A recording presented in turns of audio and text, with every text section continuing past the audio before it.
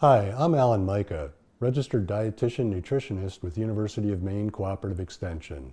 This is the 7th video in the series, Simplified Meal Planning for Diabetes and Prediabetes. I suggest you watch the first 6 videos in the series before beginning this one. As a reminder, I recommend you consult with your healthcare provider before changing your eating or physical activity patterns. In the previous videos, we covered low-carbohydrate vegetables, starchy vegetables and grains, proteins, fruit, and dairy. Now we'll see some examples of meals for men and women.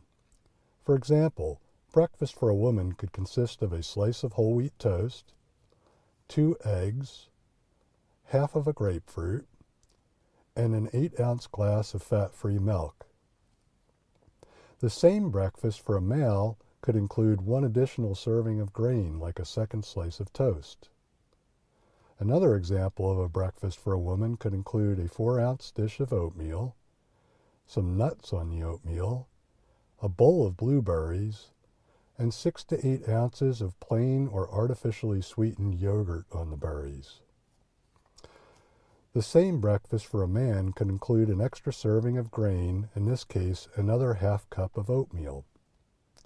An example of lunch for a woman can consist of a salad, a slice of whole wheat bread, used with a slice of ham and a slice of cheese to make half a sandwich, and an apple, and a small dish of sugar-free pudding.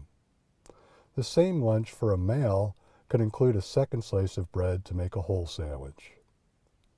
Supper for a woman could consist of broccoli and cauliflower, a small baked potato, chicken, and a 1-cup bowl of melon balls for dessert, and 8-ounce glass of fat-free milk. The same supper for a male could include an additional grain like a small dinner roll, or a larger potato. So what if you don't want a serving of fruit or milk as part of your meal? Servings of grains, starchy vegetables, fruit, and dairy contain roughly the equal amounts of carbohydrate, 15 grams each. So you may trade these 3 food groups for each other. For example, if a woman wanted a whole sandwich instead of just half a sandwich, she could eliminate either a fruit or a dairy serving in order to have a second slice of bread without going over her carbohydrate limit for that meal. Or the male who doesn't want milk could have a larger baked potato and a small dinner roll. If your blood sugar is under good control, you may occasionally have a sweet dessert instead of more nutritious carbohydrates. For example, a 2-inch cube of cake with icing could be included with a meal if 2 other carbohydrate servings are eliminated. But remember, it's best to include foods from all food groups because each food group provides nutrients that are important to health.